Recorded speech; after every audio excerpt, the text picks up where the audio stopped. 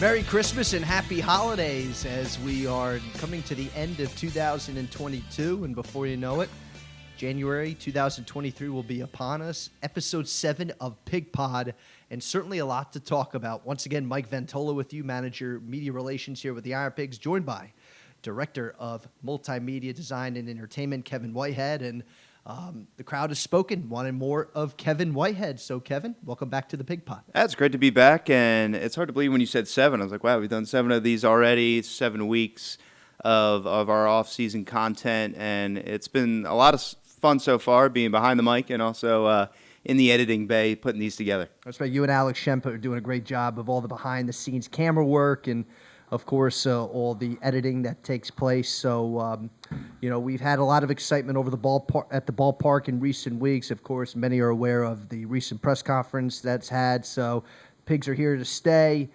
That's now behind us. We're now excited for the long-term future with the county and, of course, the Philadelphia Phillies. But Kevin and I today really wanted to focus in what's been happening on our social platforms over the last couple of weeks. So, absolutely.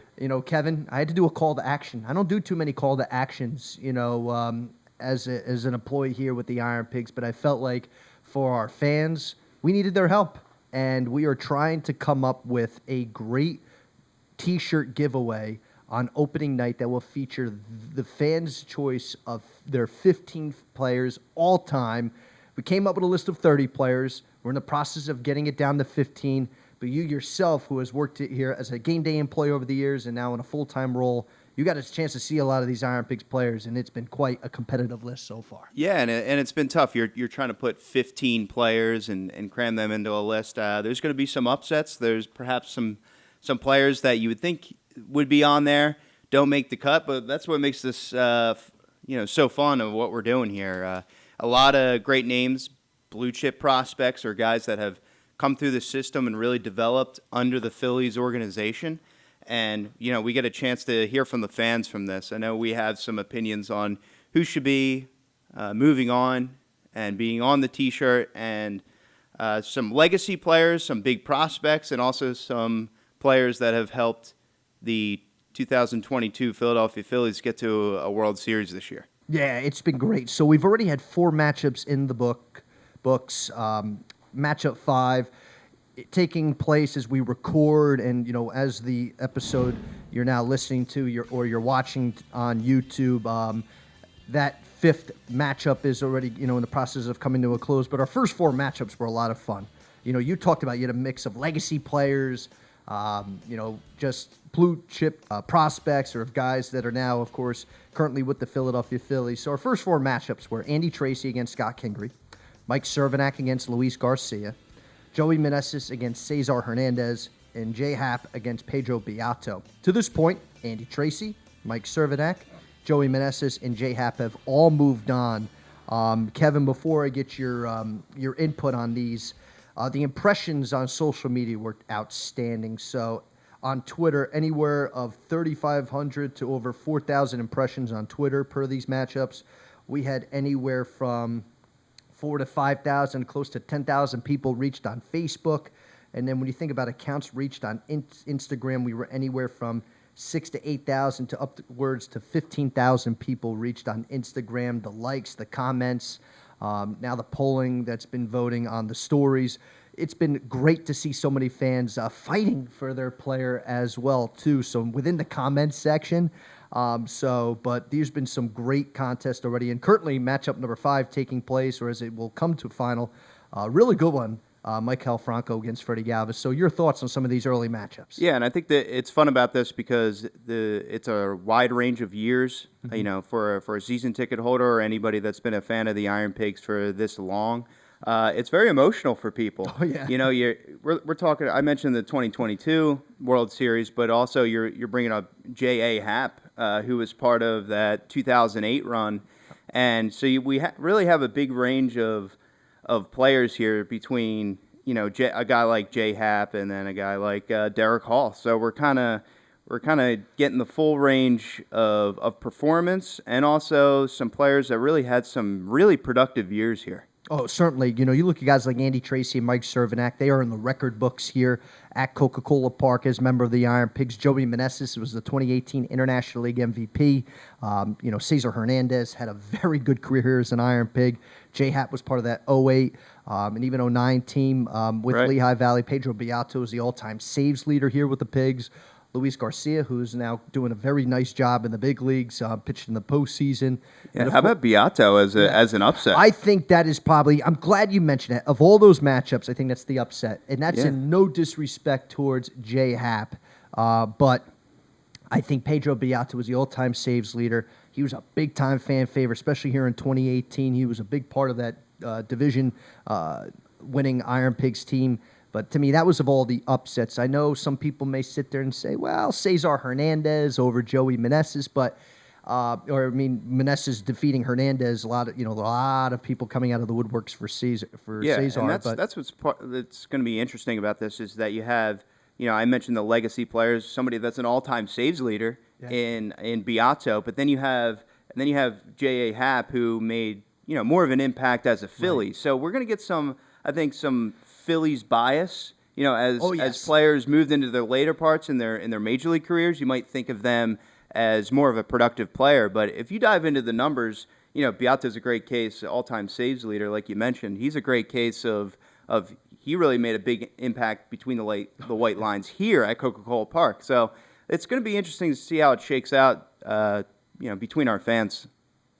We have we have matchups, and it's been happening every other day throughout the normal workday week. We're not opening up voting on Saturdays and Sundays, but we kind of been doing a Monday, Wednesday, Friday, giving people a day and a half to get their votes in. So why don't we take a look at the upcoming matchups, and then Kevin and I, before we get to our special guest, Kevin and I are going to go through the matchups here, but then, of course, break down some key matchups that we feel like are going to be really interesting for our fans. So in no particular order, and it's been pretty much up to me on which matchups I've been throwing up out there. So, but Kevin and Alex, for those watching on YouTube, getting a chance to kind of see what the matchups look like. Derek Hall against Roman Quinn. Rhys Hoskins against Nick Williams.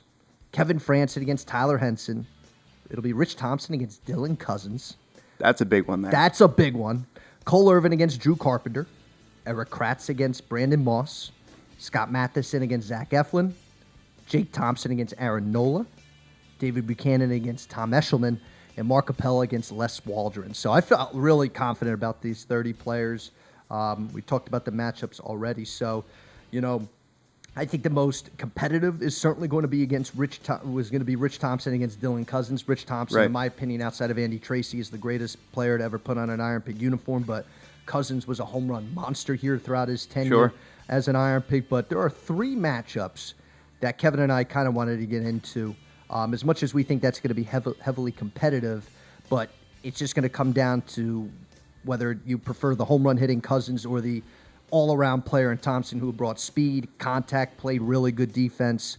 That was the type of guy Rich Thompson was. But three matchups, and we'll go in no particular order here, of course. Actually, Thompson and Cousins will be one of them. Tyler Henson against Kevin Francis, and the other is Jake Thompson against Aaron Nola. So why don't we start with Thompson against Cousins, being it's on the forefront? Let's do it. Cousins, it's kind of interesting as we're situated here, set up in one of our suites, is that we see the location of the longest home run ever hit here at Coca-Cola Park. Right over the pitch clock, dead center, moonshot on a beautiful day game. Yes. And to me, that is a microcosm of Dylan Cousins' career. We're hitting tape measure blasts, and he did it over 2 seasons. 27 home runs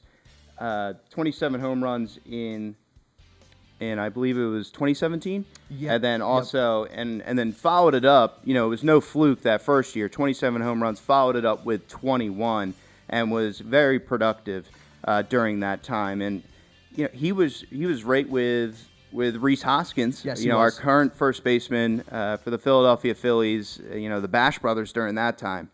Those guys would be going back to back, You have a lefty righty there. It was a beautiful compliment to the organization and also that lineup of that time that, like you said, produced a division championship. No, and Cousins, I've been selfish when it's come to watching Dylan Cousins. I remember when he and Rhys, they combined to hit 78 home runs between the two in Double-A Reading back in 2016. And then when both had the opportunity to come here to Lehigh Valley, continuing that home run hitting onslaught year, and Reese hit 29 in 2017, and of course Cousins with 27. Then he hit 21 the next year. Cousins, to me, whenever he hit a home run, it would just go a mile. You couldn't help but sit there, and he was a player. I learned back when I was in doing media and broadcasting with the Reading Fighting Phils. There was an usher, a guy by the name of Greg Pomian. He said there are certain players that you would really not want to get out of your seat and miss. Right. Cousins was one of them, and Cousins even the same here as an Iron Pig. But then that goes to the other side with Rich Thompson, because Rich Thompson, arguably the longest tenured Iron Pig, played 5 seasons here, 08 through 12. I remember him personally working with him in 2011 when I worked under Matt Providence and John Schaefer. He was a big part of that the team that probably should have won the International League Championship that year, but went to the championship. Profiles as a different hitter too. Yes, he was a leadoff More of guy, a contact guy. Contact. Right. Stole a crap ton of bases. The Tampa Bay Rays ended up getting a hold of him. He ended up going to the big leagues to be a pinch runner type for the Tampa Bay Rays. Right. Never got that opportunity with the Philadelphia Phillies, but I mean, over 450 hits in his career here as an Iron Pig. Hit over 270, over 240 runs scored, over 130 stolen bases in 5 seasons, in total. He had a stolen base year in 2011 of 48 stolen bases. Right. And that was in that's what you want out of your leadoff hitter. 124 games. Yeah. Swiping bags, once a game. You get a guy to get 48 stolen bases in 162 games, people are like drooling over him. Right. To do that in 124 games is pretty impressive. Before we move on to our next 2 matchups, if you had to cast a vote, who are you casting for and why? For me, it's Dylan Cousins. It's the way he profiles. Actually, his name came up quite a bit during the Derek Hall's chase for the home run record for the Iron Pigs. So, and they're very similar, right? Dylan Cousins and Derek Hall, tape measure blasts, and very consistent over his time here as an Iron Pig. But for me, it's that guy in the middle of the lineup that's a manager really has to plan around during a ball game, and it really makes an impact throughout the lineup and whenever they face up against the Iron Pigs. If Dylan's listening or watching on YouTube, he's going to turn it off because I got to go with Rich. I know how much Rich means to the organization, the longest tenured Iron Pig player. And I've said before, the day comes, numbers and jerseys are ever retired here.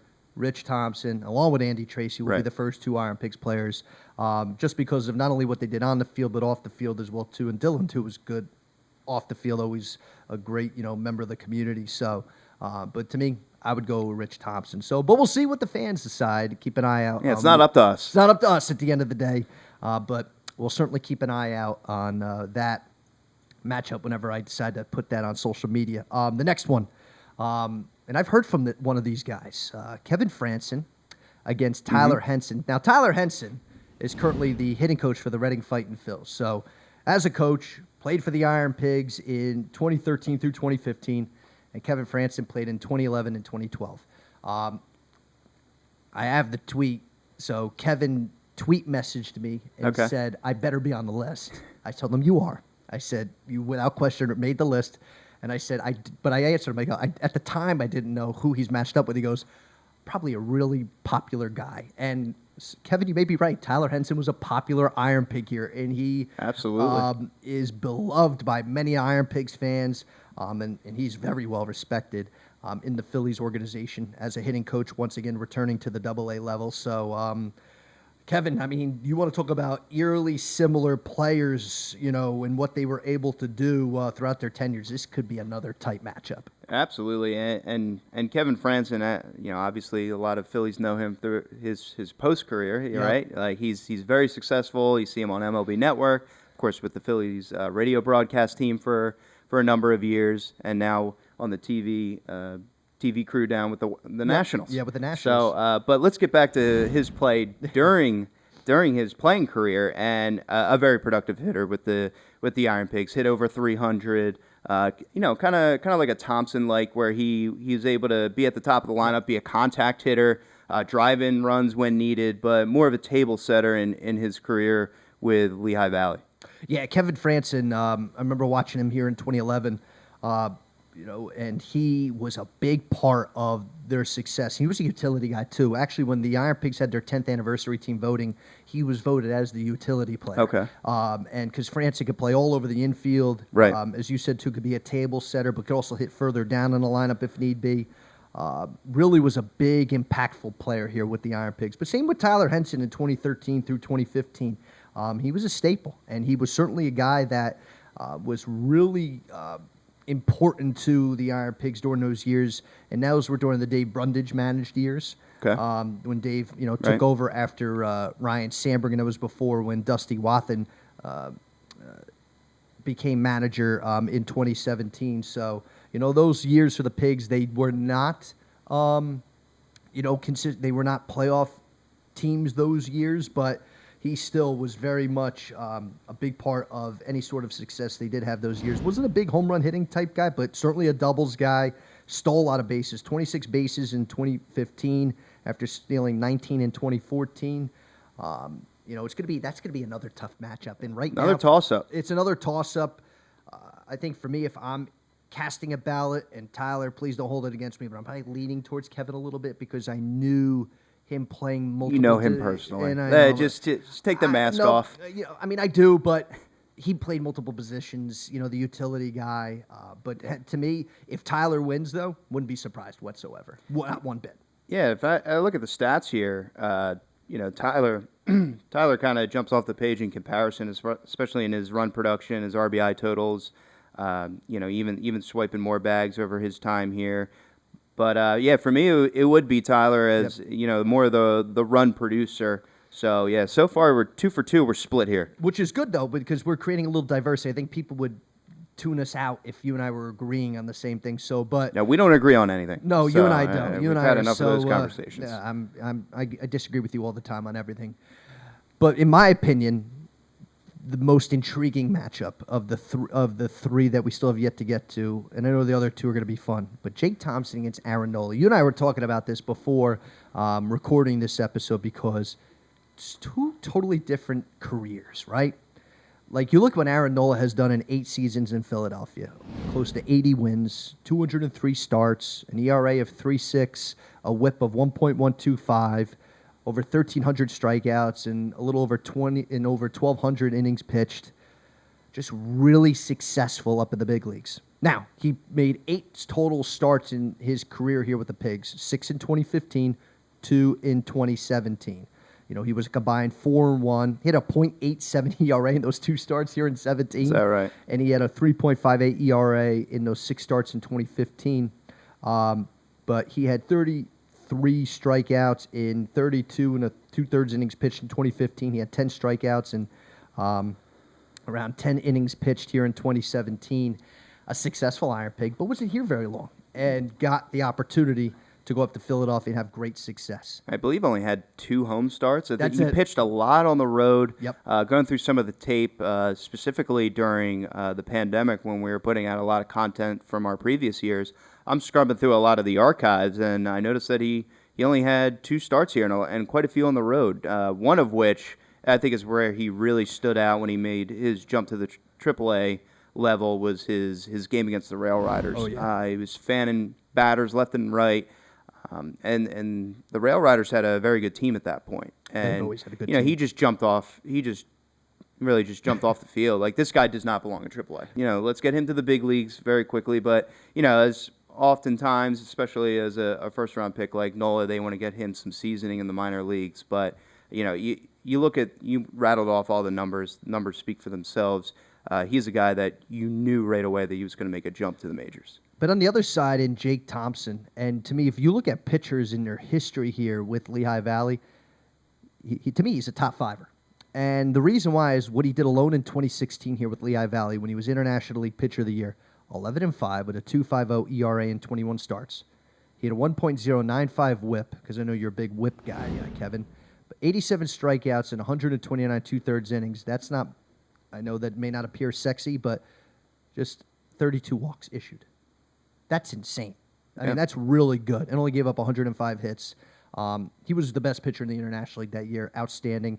Of course, then had the opportunity to go up to Philadelphia, pitched 3 seasons with the Phillies, 7-8 with an ERA of 4.87, hit a 1.53 WHIP in 30 games and 18 starts. And I believe he was an internationally pitcher of the year one year. Is that right? That was 2016. 2016. So right, because they went back to back with Eshelman. Yep. So because Eshelman in 2017, because in 2017 Jake had a down year here. He was 5-14 with a 5.25 ERA. Had a little bit better in 2018 when it was 1-2 with a 4.60. But that 2016 season alone is one of the best in Iron Pigs history. I would only probably put Cole Irvin, and I think I have to double check what Les Walren did back in 08, but not too many guys above Jake Thompson. So it comes down to this. How much of Aaron Nola's Phillies success carries him to victory over what Jake Thompson did during his I think tenure? it's going to have a large effect. Much to what I alluded to before is the Phillies performance versus the legacy. And I think if you're in tune with the Iron Pigs, I think this one's pretty clear. I think it is Jake Thompson. But obviously the name is going to jump. Aaron Nola versus Jake Thompson.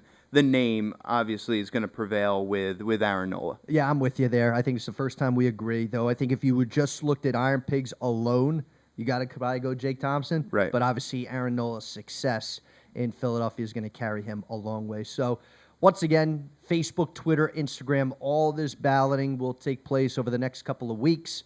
And then once things are finalized, Kevin and Alex, a little extra work, and have to design the 15 players on a T-shirt. So. Absolutely. Hey, I already got some 15-year designs going, including the logo, including a lot of the giveaways that we're going to be included in this year's promotional calendar. So you'll be seeing that quite a bit. And this is 15 seasons. Got to be clear on that. 15 seasons of Iron Pigs baseball. Obviously, we were robbed of the one in 2020. So I had the opportunity to have fun with this, when putting this all together. And one guy I know I'm excited to talk to here is Mike Cervenak, who, how about this? He's moved on already. He is going to be one of the players on that Perfect list. timing here. Perfect timing. So I'm excited to talk to Mike about, obviously, his career here as an Iron Pig, but he's an avid baseball watcher. He currently works in the medical field now, and we'll talk to him a little bit about that. But also, too, he's a Michigan guy.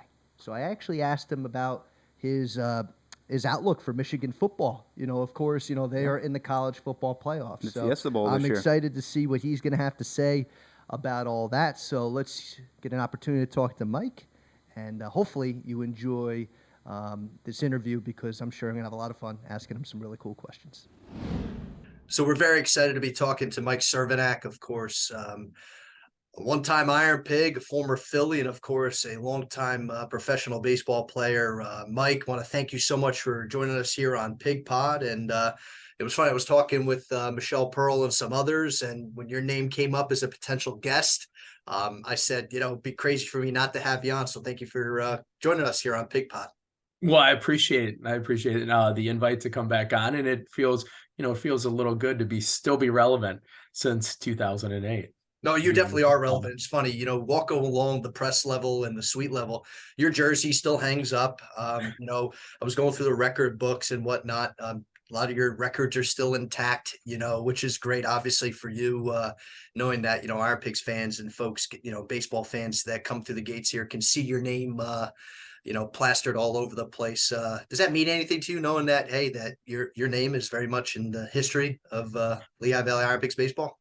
It means a lot to me. It means, it has a special meaning, because it means the work that you did kind of is still being recognized. And that's a great feeling to have. I mean, I would love to have my kids up there someday so that they could see it.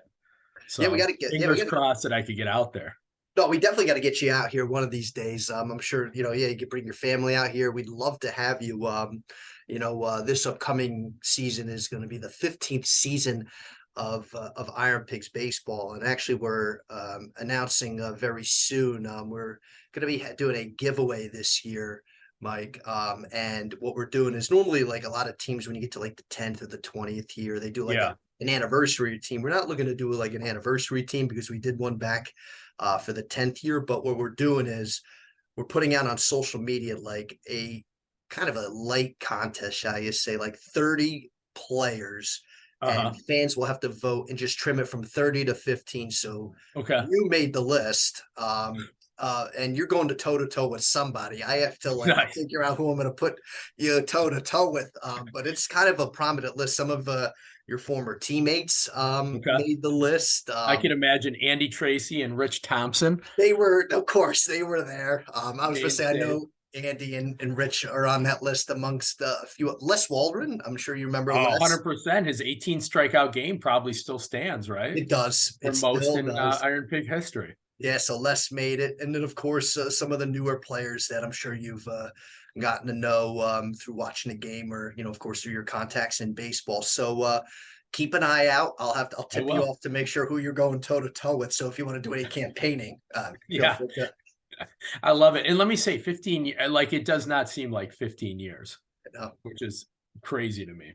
it's insane. So it's obviously going to be a lot of fun, and then we're going to take those 15 players, put them on a T-shirt, and it'll be a giveaway for our fans. I believe we're hoping to do it on opening night. So obviously, Okay, very cool. if you make the list, we'll send you. We'll be sure to send you a shirt and I send you some appreciate shirts it. for you and your family. So, That's but, awesome.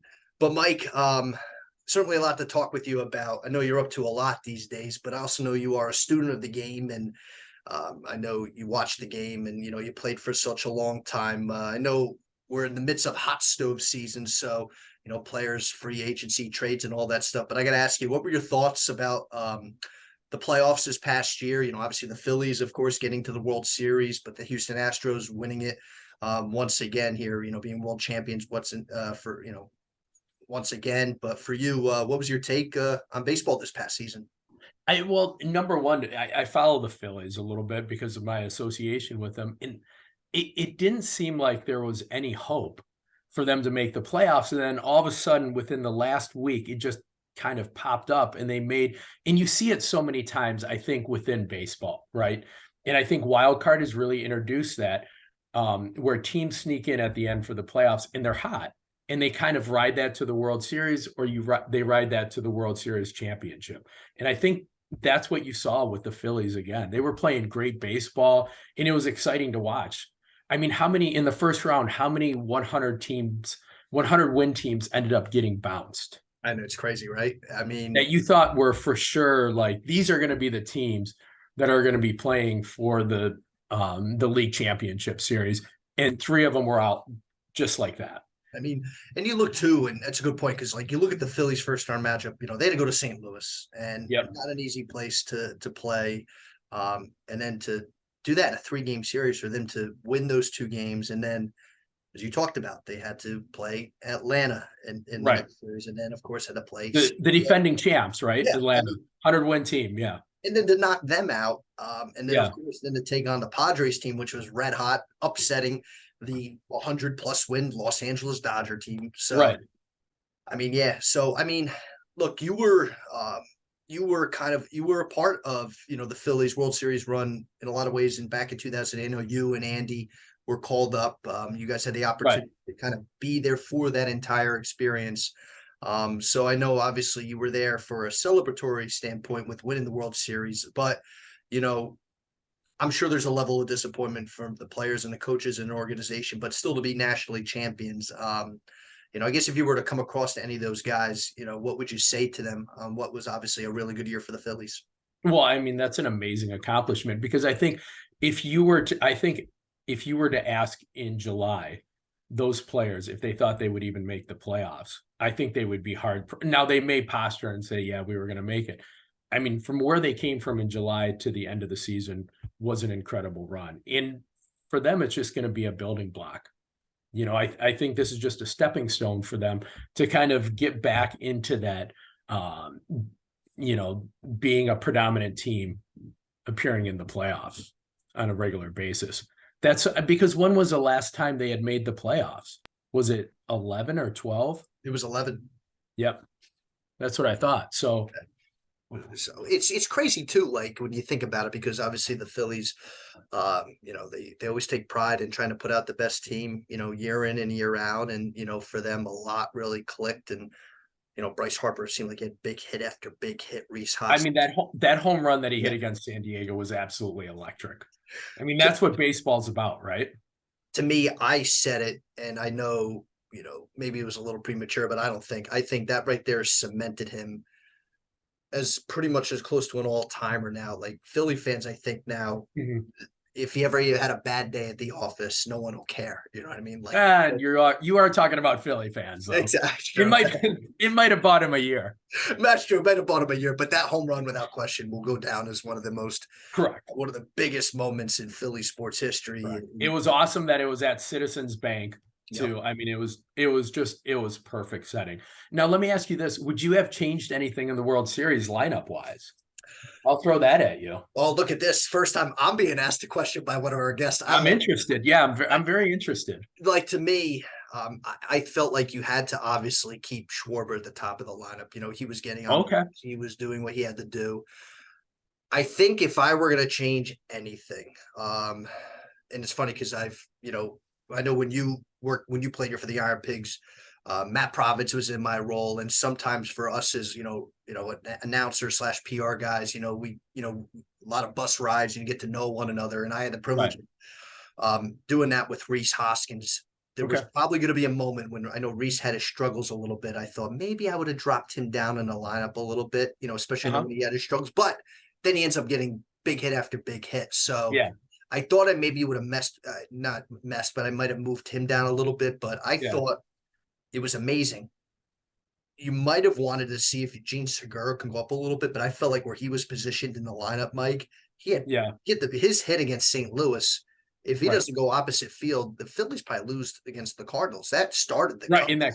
in that comeback, Started that comeback. So, I mean, I liked where Harper was in the lineup. I even liked where Castellanos and JT were in the lineup. So I think some shuffling a little bit, maybe at the bottom of the lineup from time to time. I know Stott did okay, but there were moments you saw that he was still a little green in some moments. So I think if he's not there to produce offense. No, he was just there to play really good defense. I thought Alec Bohm actually had some nice moments in the playoffs. So 100%. So if I were going to move anybody, I thought when there was a moment where Reese was having his scuffles a little bit, maybe drop him down. But then the other side is being a player, okay, you're going to drop me down, but who do you have to go into that place? That's the thing. Who was going to bat second in the lineup after that? So. See, I would have. This is just me. I'm completely removed from the game. Schwarber got so hot, right? Yeah, right. And I just thought the way I saw it set up is if he could have protected Harper in the World Series. You know what I mean? But I don't have any vision. Like I don't have any to see their splits.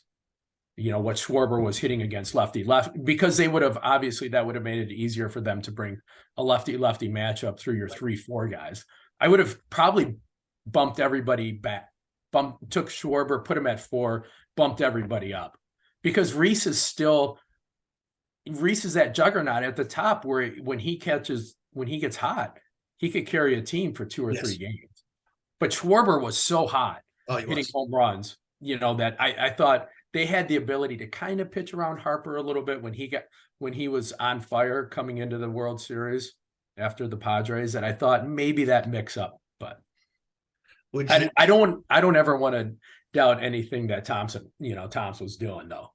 No, and actually, and that's one I want to ask you too, because you played for many different managers throughout your career, and you got to play for Charlie, and and obviously what Manuel was able to help lead the Phillies to the World Series in 2008. From your perspective, what he was able to do to take over, obviously Joe Girardi was given the pink slip, he was sent home, he was fired, and then for Rob Thompson to do what he was able to do, have you yourself, kind of a two-parter, were you surprised to see players come out and speak and saying so much positivity about him, calling him Philly Rob? And in addition to that, for you yourself, and with playing for so many different managers, was there a guy that you really enjoyed playing for, that you were like, maybe he was your version of Philly Rob that you loved or even still talk to this day? Yeah. So I was surprised. I thought Girardi was a great manager. Mm-hmm. I mean, just from the past, but he's kind of lost. He's lost the Florida job, he lost the Yankee job, and now the Philly job, which I'm really surprised at. But I do think, as far as managers go, the most important thing for a manager is for their personality to fit the team. Right. You know, that I think that's the most important thing. And in saying that, I guess my answer to your question would be when I played for a guy named Shane Turner, who I believe he had a little bit of time, I think, with the Phillies, You did. the Mariners, but kind of a guy very similar. I felt like very similar to me, you know, a little bit of a utility guy, kind of grinded it out every day, kind of had that mentality as a manager. So I responded well to him, you know, because I saw a little bit of my identity in him. Yeah, he's working for the Giants now. I had the opportunity to Yep. know him. He was kind of a fixture with the Reading Phillies for a number Yep. of years, so got a chance to know him through there. And he comes in from time to time. He still has moments where he's still scouting. It's crazy. Yeah. He's still doing obviously a lot of scouting work with the Giants. I know when we last talked, I think it was in the middle of the pandemic. Yep. But I gotta, you know, for us on this version here, I know when the Phillies won the World Series, I thought it was one of the best stories. I know it kind of was a knock on yourself when you told the story, but when they were introducing all you guys, and I think you were like literally the first position player announced. I was. Yeah, if you can revisit After it. Yeah. After Charlie. Yeah. So we, you know, the parade ends at Citizens Bank. They have a convertible for all of us. They announced the coaching staff first. In the last person they announce is Charlie Manuel with the trophy, right? The place just goes crazy. I mean, you had your choice of Cole Hamels, you know, World Series MVP, Ryan Howard to follow that up, MVP from 2007. Jimmy Rollins, or maybe Ryan was 08, Jimmy was the 07 MVP. Like, there were a lot of choices to follow Charlie, and they picked Mike Cervenak to follow, right? I mean, the place just exploded. And then all of a sudden, you know, they introduced me, and it was like the stadium was full of crickets. Okay. I think I even saw a piece of tumbleweed roll in front of my you know, my convertible at the time. I mean, I'm sure if your family was there, I'm sure you got some cheers from your family. If your family, My dad was actually there. oh, that's awesome. Yeah, and I think I heard him say, "Whose kid is that?" My goodness, poor dad. But that's I tell you, I think back to that story because it's like, and it's a credit to you because I'm sure in that moment it's like, okay, you're loving the moment because it's all right. You're a World Series champion, and then but you're like, okay, all right, you know, they're not cheering for me as much as maybe I thought, but you know, that's a credit to you because maybe some guys are like, I can't believe they didn't cheer for me. You know what I mean? I was still a part of it. No, I mean, that's just being realistic, right? That is. I was a very small component on that team, which, you know, at the end of the day, I'm incredibly thankful that I had that opportunity. You know, that my timing was that good to be on a World Series team. You know, you played with Andy. Obviously, you played with Rich. I'm sure you keep in touch with those guys from time to time. Andy, we had the opportunity to see this past year. He's managing the Columbus Clippers now and doing an outstanding job with the Cleveland Guardians. And for which is crazy for you to say, the Cleveland Guardians. It really is. I don't think I could ever. When you brought his name up, I was being like, yeah, he's with the Indians organization.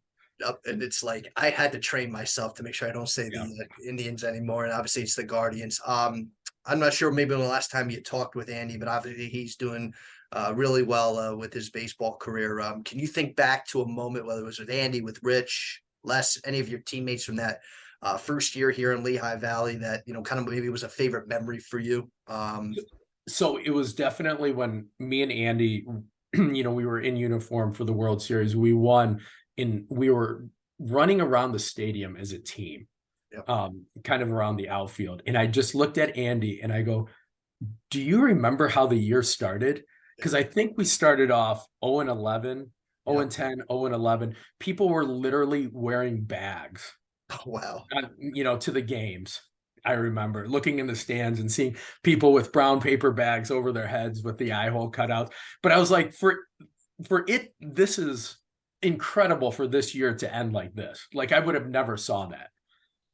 Yeah, which was great for, you know, obviously for you guys individually, but then, you know, as a team and as an organization, and how that year started too was, I mean, first game at Coca-Cola Park, you guys are playing an exhibition game against the Phillies. I mean, that's right.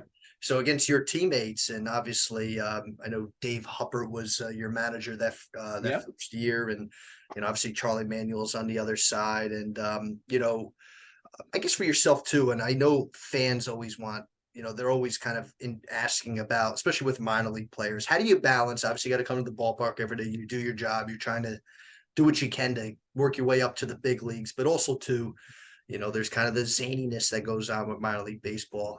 Autographs, appearances, things of that nature. For you yourself as a player, how are you able to kind of balance all that stuff out, knowing that, hey, I got to play baseball, but there's a responsibility to the fans as well too. Right. Well, as far as a responsibility to the fans, I remember being a young kid going to Tiger Stadium and constantly hounding the players. And I remember how much it meant to me when one of them took the time to actually talk to me or sign an autograph for me or give me a baseball, anything like that. So it was easy in that regards, because I related it to how I felt myself and how much it meant, and I just kind of applied it to that situation there. But you're right. Like, you have to kind of realize where you're at. You talked about the zaniness involved with minor league baseball. You have to realize you're going to be asked to do some things, some promotions that are out of the ordinary. Right. And that comes with the territory. It comes with the job. It comes with the place that you're in. Right. And you could either kind of fall in line with that, or you probably should be looking for another profession. If not at that point. Because I know, and I'm sure there were moments too where like you didn't want to be bothered, with something. Obviously it's a busy day or whatnot. And then it was up to like folks like myself, understanding the temperature of the room, like, hey, maybe we can't do this today, or schedule it another day. But it's funny you bring up the Detroit and Tiger Stadium. I'd be remiss, you yourself being a Michigan guy. I know you played at Michigan, but totally different. How you feel about Michigan football these days? Jim Harbaugh, the Khakis. Obviously, they got the 2 seed there in the college football playoffs. Right. Do you feel like this could be the year? Could this be the year? I think we have a good draw. I'm very temperate on it. We got a good draw with TCU. Yep. I think Georgia does not. I mean, there's not a lot of weaknesses that Georgia brings to their game. It's great for Michigan to be back winning the Big Ten championships. It's great to beat Ohio State again. I think that everyone calls it the game. I think previous to these 2 years, it really hasn't been the game for the 14 previous years. It was so lopsided with Ohio State. So it's good that rivalry is coming back to fruition. I'm excited. We'll see. I'm hoping. It's funny. I don't root for anybody in college football, and but obviously I think it's great for college football that Michigan's back in there, the big house, and obviously the lore and the history that Michigan football brings. So that other side, Ohio State, Georgia, I know they say you never want to root for your next opponent in the playoffs, but are you kind of rooting for that potential rematch with Ohio State, or would you rather take on the juggernaut, Georgia? I mean, how would you like to see it happen? I would say this, because I can't say that I would ever root for Ohio State. Right. That's just not in my DNA. Correct. I root for any big team, any Big Ten team playing an SEC team. I root for a Big Ten team. Yep. Let's leave it at that. Okay. And you talk about Jim Harbaugh, that guy, he had 1 foot out the door 2 years ago. Right. If you think of the fan base had really turned on him. So to be where they're at now is pretty incredible. Yeah, which is awesome. And I know it's great for the state of Michigan and obviously for the Big Ten too, that finally someone's kind of challenging Ohio State, after obviously Ohio State is really had been running rampant. And I kind of bring this up too because Kurt Landis is a big Ohio State fan. So I know when he listens to this portion of this episode. And I could see that in Kurt. Like, it makes sense knowing that now. Exactly. Right? Of course, being he seems like an Ohio State guy. I mean, him being an Ohio resident, former Ohio resident, born and raised, as he likes to say, right. He's Ohio across the board, his Browns and his Cavaliers and, all that stuff. So, I give him a lot of credit for being a Browns fan. I do too. It's kind of like being, I could empathize. I'm a Lions fan, so. Yeah, I could turn my camera here. You can maybe see the S right here for JETS. I don't want to talk about them too much right now. So I think all our teams are kind of in the same boat. They're having a decent year. They're probably going to get in, right? I hope so. I mean, they haven't been to the playoffs in over 10 years, but Yeah, but they're I looking can't good in really the rant to wild it. card. Yeah, I'm hoping for if they just get in and see what happens, Yeah. as you know, when it comes to the playoffs. But Mike, I know you've been up to a lot as well too. You work, from where you work now, of course, working for Medtronic, is it? Doing, Correct. you're working in the ORs, kind of, assisting with, equipment and things of that nature. So tell us a little bit about, what that entails, and obviously, going to world of sports to now work in the medical profession. Yeah, yeah. So I go into the ORs during surgeries, and I assist. We bring in the implants. We we help set up the surgeries. If the doctor has any questions on the equipment, how to use it, what tools he could use for a certain procedure, we're there to answer it, and we're also there to be the I guess it would be the fall guy for everything. So if something's going wrong, you're the rep's being blamed. So you have to be ready to accept that responsibility in the room. That's crazy. And I know you've been there now for a number of years. So I guess maybe a silly question, but I guess what do you enjoy most? I mean, obviously, I know getting to kind of see everything, working in those ORs, kind of be in the trenches, shall you say, is that kind of what you enjoy most to see, seeing the equipment that you work with, kind of getting put into action per se?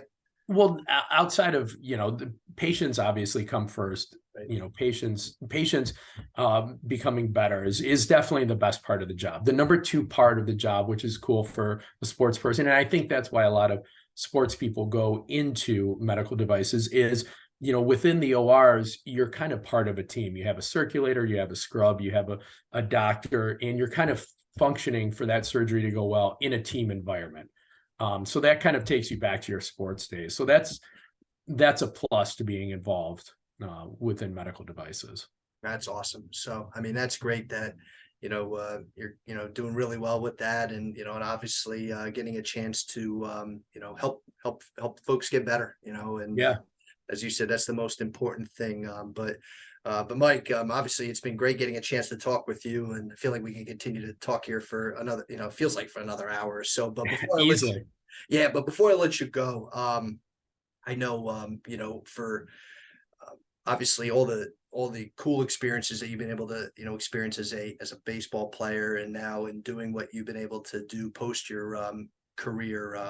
I know we touched on it earlier with kind of being as an Iron Pig. What do you what is it, when you kind of tell folks about your days in, being a former Iron Pig, or even just with the Phillies, like, have you had conversations, whether it's your family, friends, or even people out in the Midwest, that, hey, if you ever go to a ballpark or ever go to a place, does Lehigh Valley ever come up in conversations for you? Yeah, I talk to it all the time. So within my sub, gosh, I can't remember his name. His first name is Chris, but he played for the Phantoms. Okay. And I talk to him every once in a while about what it was like being in Bethlehem, but also, just today I was telling somebody how much I enjoyed living in Bethlehem and how much I enjoy that area. And I always said East Coast has the best sports fans as far as loyalty goes. You have to earn it. There's no doubt about that. Lehigh Valley, Philadelphia, you had to earn the respect of the fans, but once you got it, there was a lot of loyalty there.